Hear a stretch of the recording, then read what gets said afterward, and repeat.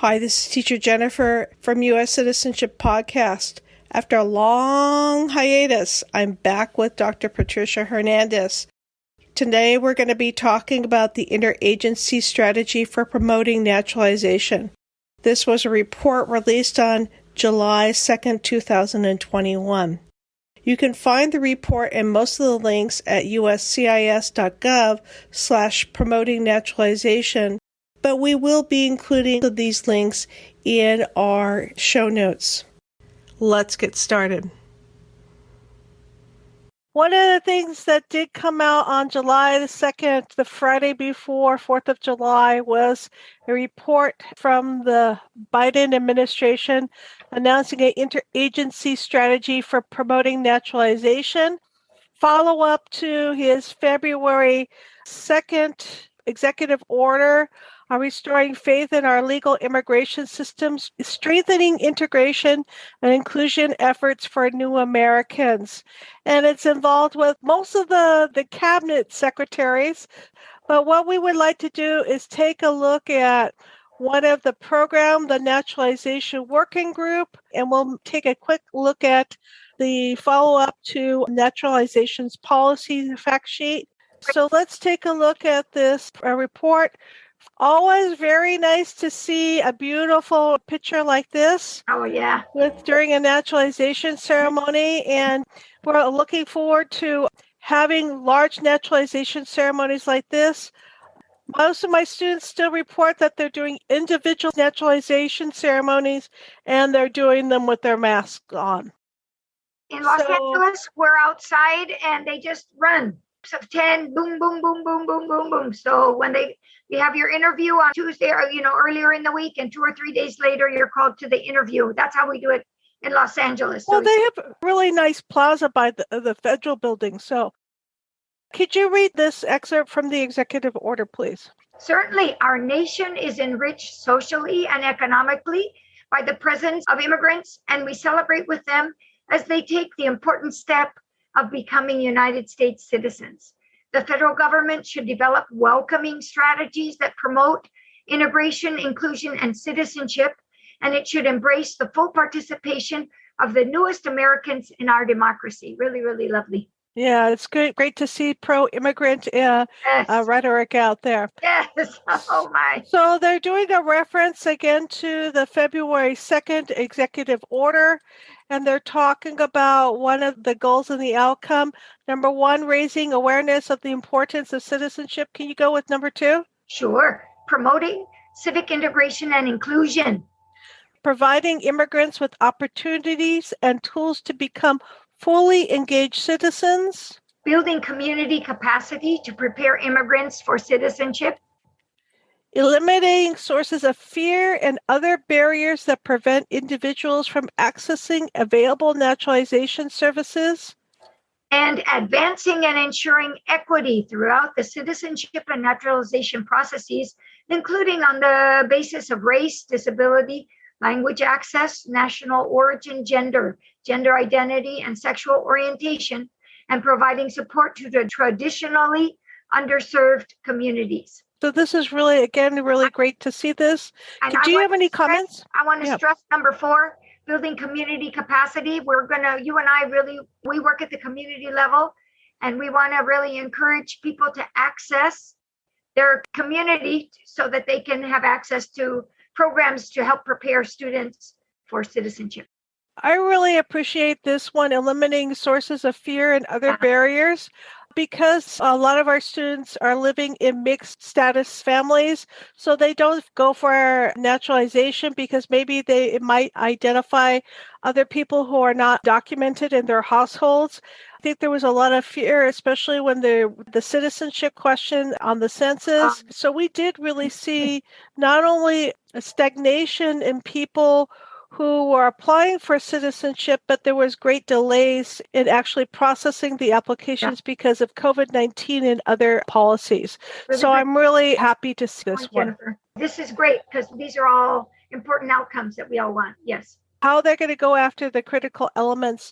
And I know this is a little bit philosophical, but this is going to lay the groundwork for our other comments. So please go ahead with the first one. Use of data regarding potential naturalization eligible populations. Can I just talk about that? Yes, please go. Big words, but what they're trying to do is say we want to make sure that everybody has access and that everybody is encouraged to take this step. That certainly there are people who have been reticent, who have been worried. And so I really think that this is really important. We have a large naturalization eligible population, and we want to encourage all of those people to take the step towards citizenship. Somebody brought this up in a recent CATISL webinar, that why some people don't naturalize is because that they might have property or pensions in their home countries. So they're not willing to naturalize just yet. And how people can address that in our classrooms through immigration integration resource. Yeah, and I have colleagues. I have a colleague who's Chilean, and she became a naturalized citizen, and she's a teacher. She has a pension in Chile, so she owns a home in Chile. This is not an issue in the United States. It's an issue in the home country. It's the home country, I also see that Mexico, there were many people who were reticent in Mexico, and Mexico has changed. It now recognizes dual citizenship. So I think that there's change. And already way before Mexico, there were France, lots of countries that recognized dual citizenship. So I think this is less of an issue. If it's something, it'd be something from the past that people are hanging on to, because I think more they need to check this out in their country. It's not something that you check out here. You have to go to your country and see how the country feels about things. But my experience, as I say, I have people from Mexico, and I know citizens who have become citizens in the United States who were born in Mexico, and I know lots of people born in Chile. So they take the step and they continue to have a presence and a life in Chile as well. So okay, that's excellent. Okay, citizenship, public education, and awareness program. So there's a lot of access to legal services for immigrants. What I'm particularly interested in is public education and education beyond the 100 civics questions, which are important, but learning more about the N400 and the legal ramifications of the N400 makes people better citizens and also helps people prepare for doctor's appointments or job interviews, et cetera, et cetera. So this is really important for me. I think as citizenship instructors, we have a long-term interest in this particular one. I don't think it's going to stop with this recording today. It's going to be long-term. That's the interest that we have, is to make sure that we're part of that campaign. That's what I think. So continue on, please. Sure. National and community targeted outreach through traditional and social media.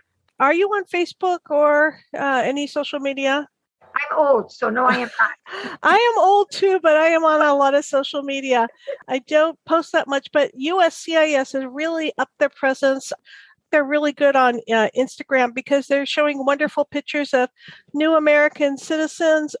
They show clips from some of the oath ceremonies that they do at national parks or on aircraft carriers and whatnot. So those are really, really great to see, and it gives encouragement to others.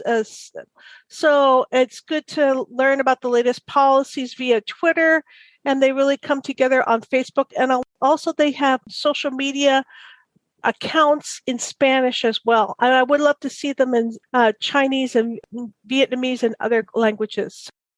They used to really deliver quality content through their YouTube channel. I hope they return to YouTube in a big way and start putting up some good videos. I prepared a Padlet. I had included their Citizenship Resource Center and also their app for their telephones. But now I'll include the Instagram, Facebook, and Twitter, that just so that if people need to know about only one thing on social media for them, I would say their YouTube channel, and you have to go to their playlist. And the playlist for the civics questions where the USCIS officers are looking dead straight into the camera and asking those questions are really good. But also it's really inspiring to see some of the videos as well. Anyway, the stakeholder engagement, they're basically soliciting people about their response time. So I'll pull that up a little bit later. Good. These public engagements are really super important. Can you continue on, please? Sure. Promotion of citizenship education and resources, BAS. They have some really great lesson plans, and I really love their update that they did with the Smithsonian on the preparing the oath. I would like to see, of course, more lesson plans up on USCIS, particularly related to the N400 and Part 12 section, but I know they're working as fast as they can, as hard as they can. USCIS Outstanding Americans by Choice, the ABC initiative, they just restarted that. This used to be a really great program where they would recognize maybe about 8 to 10 people. It would be people who had recently naturalized, who were in the public sector or in government. And that was really neat to see and very inspirational. Please go ahead. The USCIS Citizenship and Integration Grant Program, which we saw that they put out. Applications were going to be received through July, no? July. The funding, the agencies that are funded short in August or September, no? It was a very short. I think they announced them in October. I'm not exactly sure. Okay. But basically what they're trying to do is marry the best practice of adult education with legal services for people. And the last thing is capacity building through collaboration and partnerships. So we're not only thinking about their collaboration with the Smithsonian, but also with the Institute of Museum and Libraries that basically oversees the citizenship programs in the libraries and the museums. A lot of this is referenced to the February 2nd executive order. And so now we're going to be basically talking about relaunching and expanding a citizenship and education awareness program. I'm so excited to see this. So especially that they're going to be doing outreach not only at the community level, but overseas. A lot of our consulates have been shut down. So that's going to be really, really nice to see. Do you have anything that you want to say about this program? Do you have any idea what the timeline will be on this? The Biden administration has only been in office for about 6 months. 6 months, yeah. And they have been dealing with COVID and restarting the economy.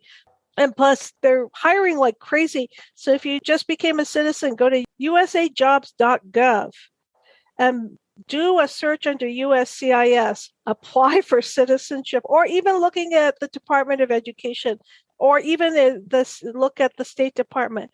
The American government is really looking for qualified people to work for the government. And the quicker we hire up, the quicker we can start delivering. They're talking again about this awareness program. So what do you think they mean by underserved communities? I would assume that they mean communities, large amounts of legal residents who are eligible but haven't applied. And you'll take a look at what communities they represent. And so I think, focus on those communities, no? Like there's a large Arabic speaking population in the Detroit areas. So I hope there's a lot of outreach there to serve the Arabic speakers who have been in the United States now coming up 5 years, and there's more coming. So developing those resources are going to be really, really super important.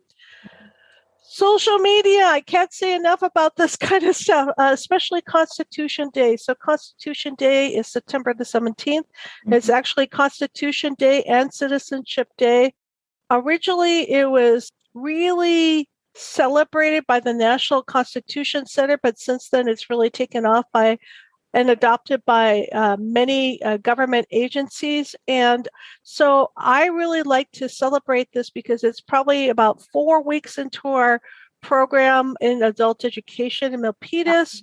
We're using this time not only to teach our students about the different rules of the classroom, but also this pairs really well with talking about the Constitution and people's legal rights and access to legal services. So Constitution Day is really a big celebration for us at Milpitas. So we have a big Constitution, everybody signs the Constitution, we have cake, and it's a really, really fun time. And sometimes we've even paired that with back to school night so that the mayor comes by and does practice citizenship interviews and signs the Constitution then. Anyway, I'm glad to see that they're going to try to expand information in our majority languages. Targeted outreach. Oh, interesting. They're going to be basically trying to outreach to TNU and VAWA visa recipients. Okay, that's really exciting. Here, not waiting till they have 5 years, but telling them that ahead of time so that they know that. We're finally getting into some more outreach to refugees. So that's good to see that. Interagency partners. I wanted to talk about, like, for instance, you would want the Department of Labor to be involved because the issue about work visas or eligibility to work in the United States, Department of Defense would be involved because there is a significant population, people who naturalize through military service and then are able to pass the right to naturalize to their families. Housing and urban development are going to be really involved, especially now after COVID-19. And did you know that in California, we just passed a law that to stop evictions? Again, this is basically saying that USCIS is going to be working with multiple agencies to deliver quality services to the immigrant population. This one, Department of Justice Executive Office for Immigration Review, talking about accredited representatives. The link to a Department of Justice of pro bono legal services is bit.ly/CIT-lawyer. Somebody said that to me on the internet, hey, you don't even have to be a lawyer to practice immigration law. And it's like, that is true. But the thing is that you want to get good, legitimate information. You don't want to go to somebody who will be cheap, and you don't want to go to somebody who will tell you what you want to hear. You want to be fully informed of the law. They need to know. They need to be qualified. If you're going to pay your money, you need to go to somebody who actually knows. The museum library outreach is Smithsonian partnering with USCIS to develop Preparing the Oath.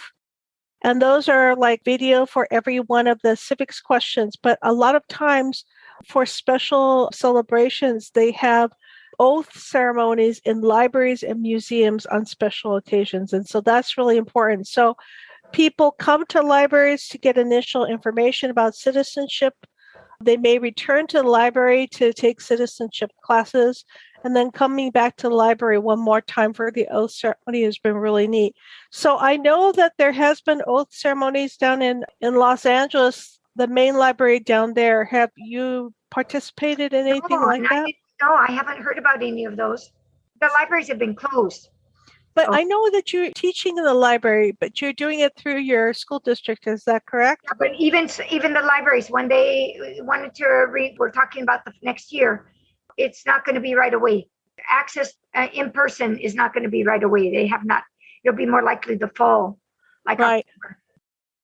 When I was the coordinator for the Santa Clara County Library District, for citizenship, we had citizenship quarters. So this is where people could come and get the N400s and the 100 questions and all that kind of stuff. Yeah. So it's good to see that. And then hopefully they will sponsor classes with qualified teachers. I think we have gone through most of this very quickly. I wanted to go back to the policy fact sheet. Did you see anything in the fact sheet that caught your eye?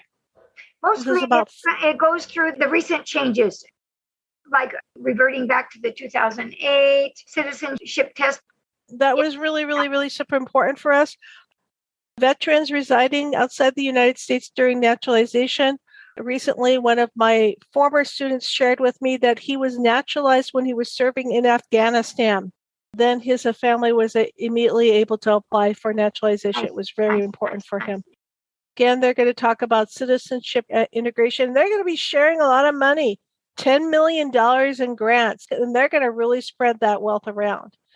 October is when they all publish the list. I would expect to see that in October. Do you see this? One of my students was one of those 180,000 people who participated in the virtual. Yeah. So happy to see my students naturalize. It's important to get feedback now on the YouTube channel that people are able to go to their interviews instead of writing, when, teacher, will I be able to naturalize? Thanks to the students and staff of Milpitas Adult School. Special thanks goes out to Dr. Patricia Hernandez from Santa Monica. Please visit us on the web at uscitizenpod.com and also our YouTube channel. Thanks for listening. I know you will be a great American citizen. Thank you so much. Bye-bye.